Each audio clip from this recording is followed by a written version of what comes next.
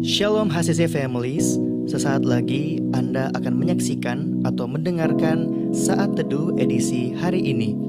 Mari persiapkan hati dan pikiran saudara untuk bersungguh-sungguh mengambil waktu, berdoa, dan menyembah Tuhan bersama-sama. Kami berdoa lewat Saat Teduh ini, saudara dikuatkan dan saudara diubahkan lewat firman Tuhan yang luar biasa. Mari siapkan hati saudara dan selamat menyaksikan.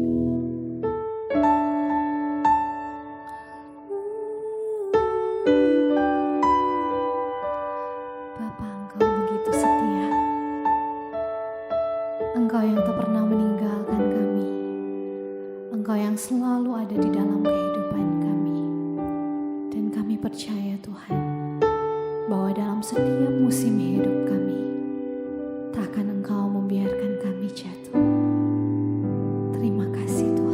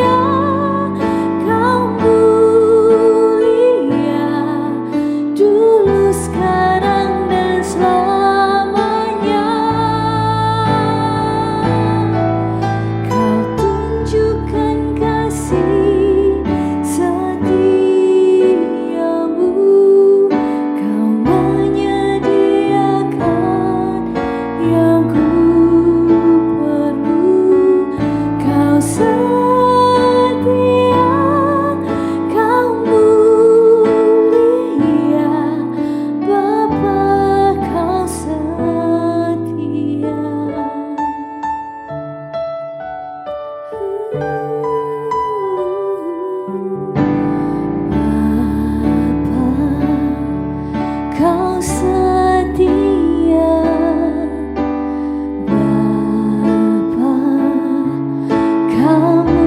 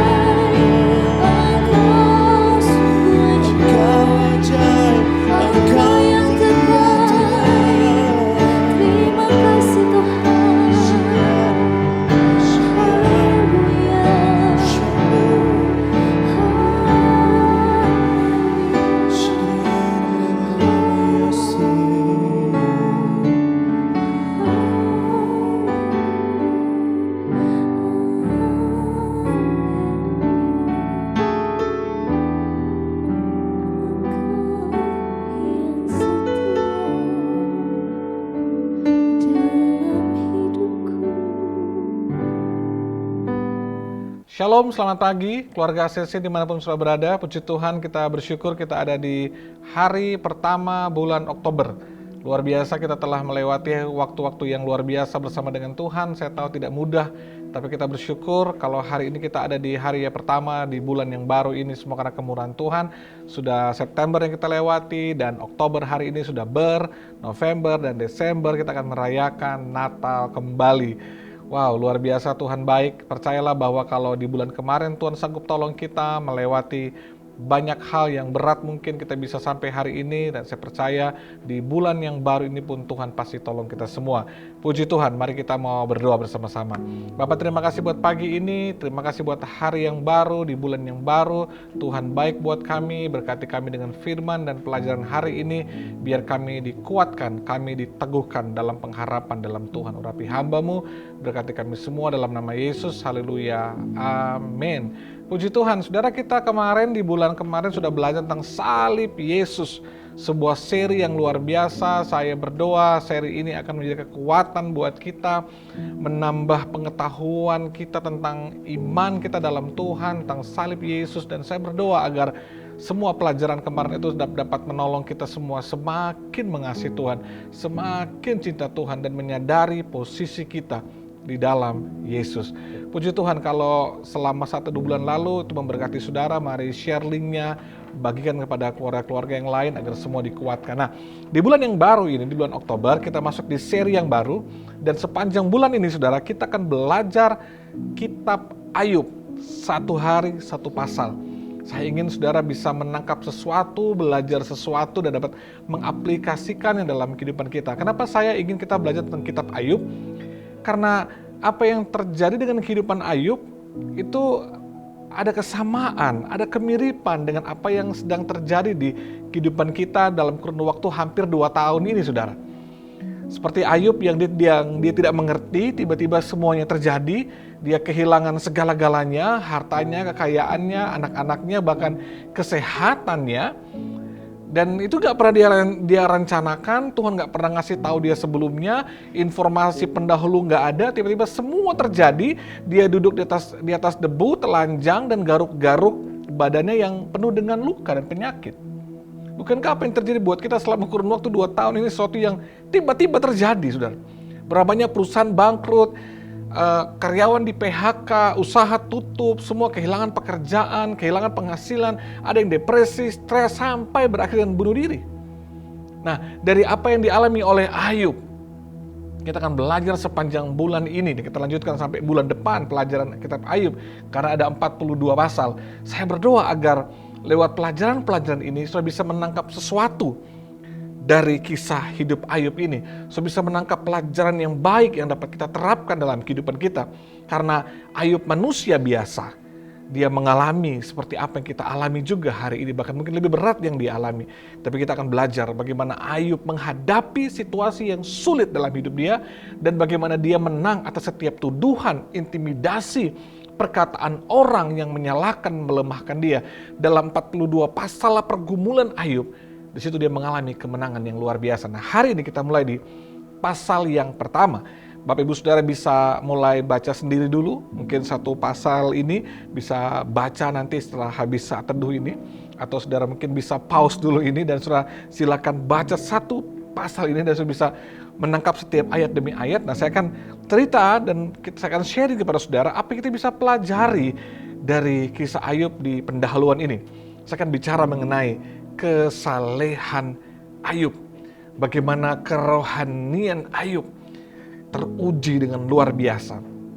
Dikatakan ayat yang ketiga, ia memiliki 7.000 ekor kambing domba, 3.000 ekor unta, 500 pasang lembu, 500 keledai betina, dan budak-budak dalam jumlah yang sangat besar, sehingga orang itu adalah yang terkaya dari semua orang di sebelah timur.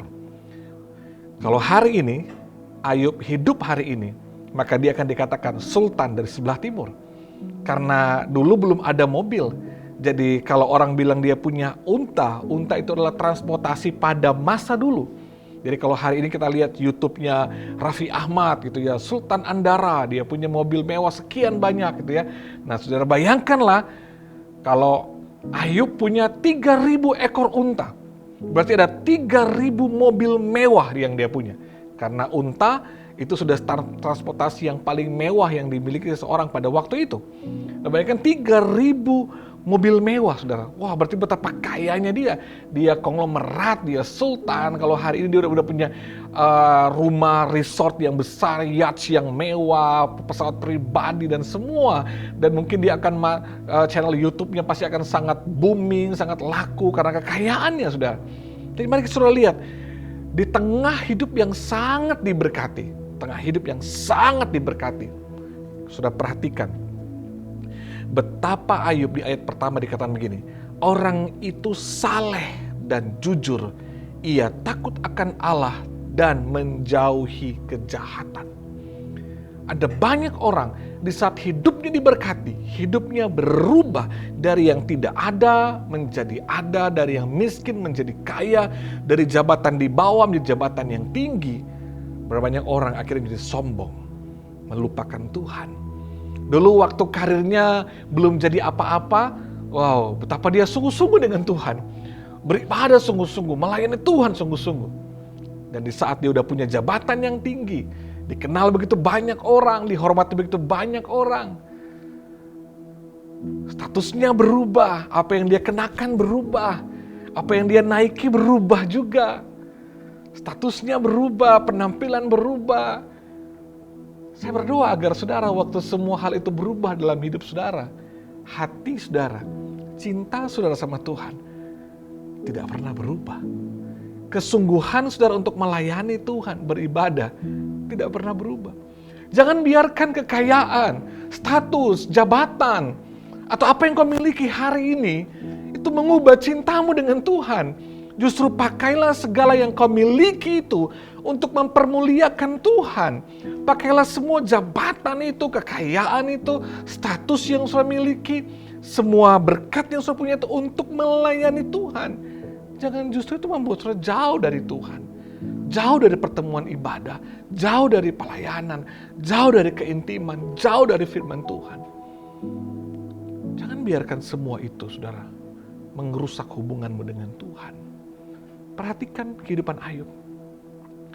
Dalam keberkatannya, dalam kelimpahannya, Ayub menjadi orang yang takut akan Tuhan.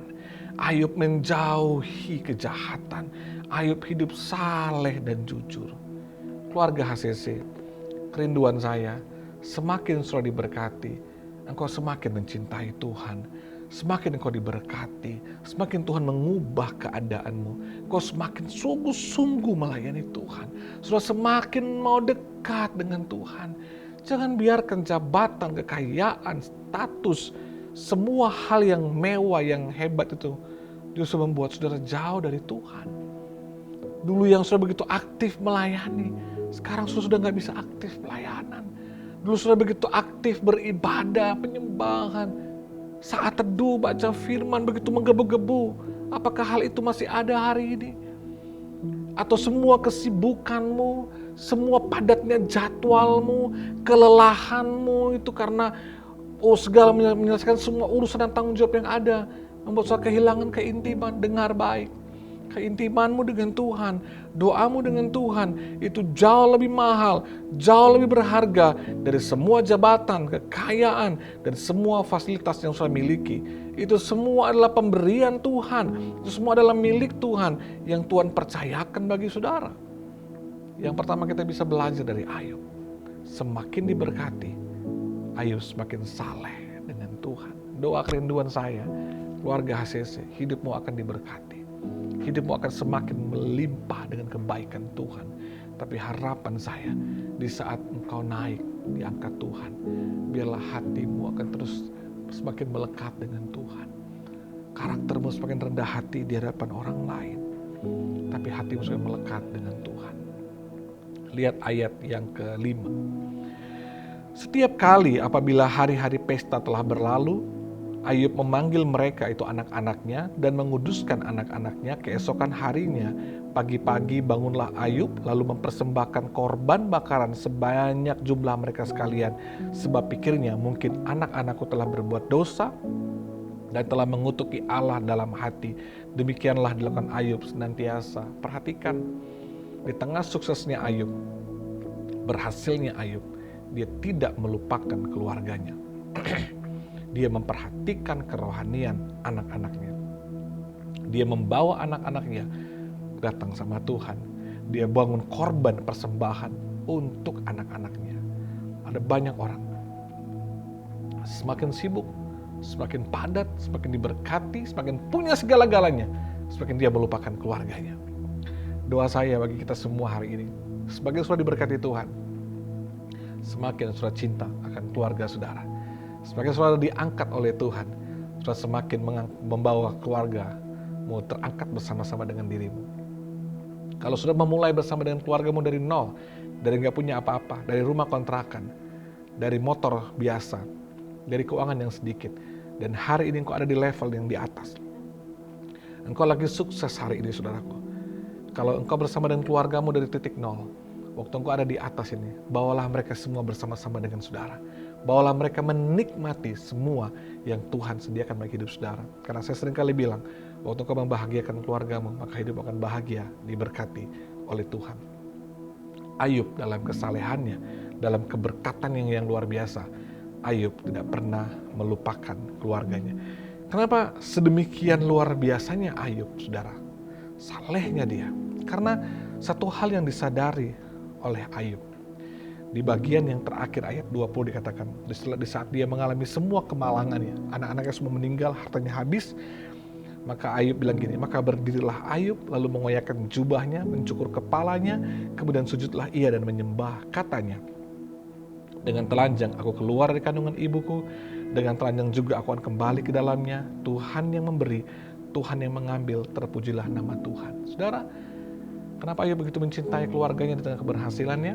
Kenapa Ayub makin saleh di tengah kesuksesannya?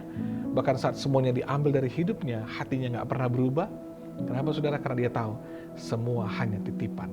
Keluarga ACC, kita ini hanya penilik dari hidup kita, bukan pemilik. Keluargamu titipan, jabatanmu itu titipan, harta semua titipan dari hidup kita. Jangan pernah komplain kalau yang punya semuanya itu bilang, sudah waktunya ya, udah selesai dipinjamkan, dia mau ambil kembali. Jangan pernah marah dengan Tuhan, karena kita penilik, bukan pemilik. Kita hanya dititipkan. Sebab itu, kalau itu hanya titipan, hey, jangan sombong, jangan pelit. Mau mengembalikan milik Tuhan, sudah masih hitung-hitungan. Untuk membantu orang yang sedang alami kesulitan, sudah masih hitung-hitungan. Untuk menabur bagi pekerjaan Tuhan, sudah masih hitung-hitungan. Hei saudaraku, semua yang kita punya, itu titipan dari Tuhan. Jadi kalau ada waktu Tuhan menggerakkan hati saudara untuk menabur, Tuhan menggerakkan hati saudara untuk bisa bantu orang, mari lakukan itu, karena itu hanya sebuah titipan. Ayub tidak pernah merasa kehilangan semua yang dia miliki, karena dia tahu itu hanya sebuah titipan. Maka Ayub masih bisa menyembah Tuhan. Dia masih bisa bersyukur dan bilang Tuhan baik, meskipun keadaannya nggak baik. Saudaraku, yang membuat kita akan semakin sungguh-sungguh dengan Tuhan di saat pergumulan yang berat yang akan kita hadapi, yang membuat kita akan tetap mengasihi Tuhan meskipun kita diberkati itu dengan luar biasa, karena kita menyadari bahwa semua hanya sebuah titipan. Kita bukan pemilik, tapi kita hanya penilik. Saudaraku, mari kita belajar dari kebenaran firman Tuhan. Mari sudah semakin mengasihi Tuhan, semakin dekat dengan Tuhan, di saat berkatmu semakin banyak, jabatanmu semakin naik. Dan jangan pernah lupakan keluargamu, dan sadari satu hal penting, engkau penilik dan bukan pemilik hidup ini. Dialah yang punya hidup kita, dan mari kita semakin sungguh-sungguh dengan Tuhan.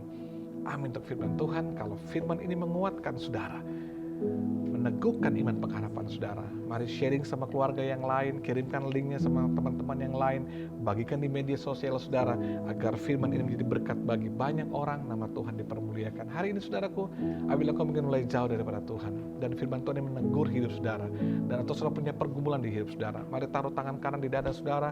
Saya akan berdoa bagi saudara dimanapun saudara berada saat ini. Dalam nama Yesus Tuhan, aku berdoa bagi setiap jemaat Beberapa di antara mereka yang meletakkan tangan kanan di dada mereka sedang mengalami pergumulan berat di hidup mereka. Mereka sedang mengalami keadaan yang sulit. Aku berdoa mujizat Tuhan terjadi. Tuhan tolong dalam nama Yesus. Urapi, sembuhkan yang sakit. Pulihkan keluarga mereka.